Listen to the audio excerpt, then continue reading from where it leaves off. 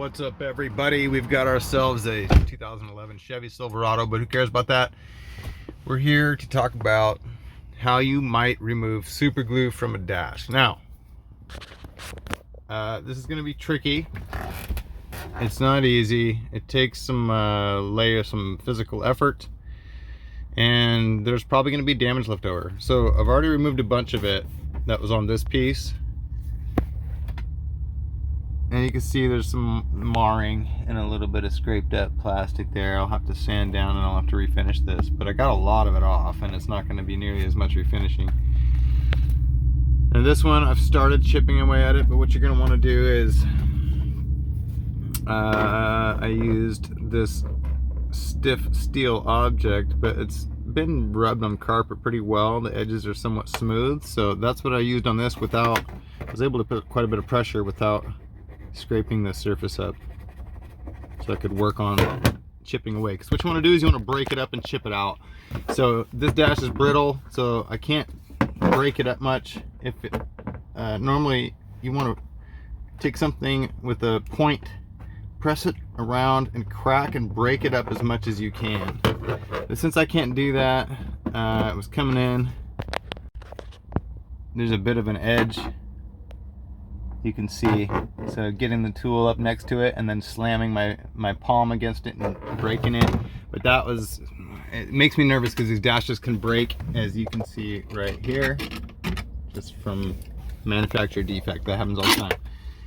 So I got this other palette knife, same thing, steel, flexible, but I'm able to get that nose of this palette knife onto an edge and then just apply pressure down and toward me until we get some violent popping. Now, I'm not going to do this all while holding a camera, and like I said, I'm going to end up with some damage probably. Oh, I'm going to bend my knife too. I'm going to go get a junker knife that I can sacrifice. But anyways, I'm going to chip off as much of the big chunks as I can so that I don't have to go sanding the heck out of this dashboard. I want to try to retain this grain. So I'll sit there and chip away at this for a while and come back. We'll take a look at my progress. I don't know why this won't focus in on that. All right, I'll see you here momentarily. All right, so after 20 minutes or so, I got tired of the results I was getting with this, moved on to this. Definitely more aggressive and works better, but is easier to gouge at the dash.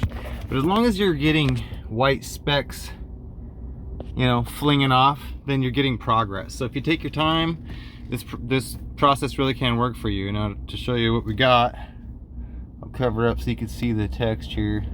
Well, you can see that the grain is mostly intact. Right there in the middle, I had to just lean into it and scrape hard as heck and got into smoothing off, shaving off some of the, but the point is that when I put a little bit of clear coat on there, or black, flat black, or paint that matches this dash, it'll disappear instantly instead of looking like a bunch of bumps and weird glue spot that still exists underneath a paint job. So I'm going to take a little bit of 400 grit to this plastic that's gouged up. It's not bad, but a little bit fuzzy and hairy looking. And maybe even just a little bit to this in case there's anything sticking up I don't see.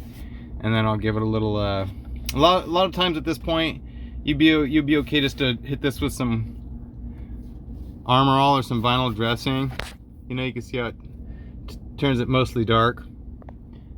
You know, that was just with some spit. Sorry about that.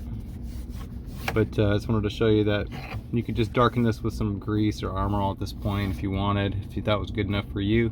All right, I hope that helped you out. I guess I'll come back and show you my finished result once I give it a little paint job.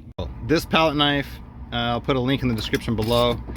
This is a headliner tuck tool, or dynamic tucking tool. And I can, I'll put a link in the description below if I can find one for Amazon. All right, you guys, let's check out the end result. All right, so I got to sanding it and noticed it's a bit of a low spot and it is kind of rough. So I'm gonna go ahead and use some thick super glue. You can find this at a hobby store. They sell remote control airplanes and cars and whatnot. And just dab some on, and I'm gonna leave the edges, or tap the edges to be thin, if that makes sense, so I don't have a thick hard line and it's easier to sand this. So anyways, that'll set up here in a second. I'll go ahead and do my finished sanding and that'll hide that low spot.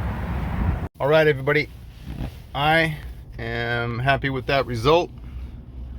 As you can see, I got a little hasty because I need to get this wrapped up and put some gouges in there. It almost worked to the benefit though of, maybe not, adding some texture where I'd scraped some off. All in all, not bad. This is extreme close-up.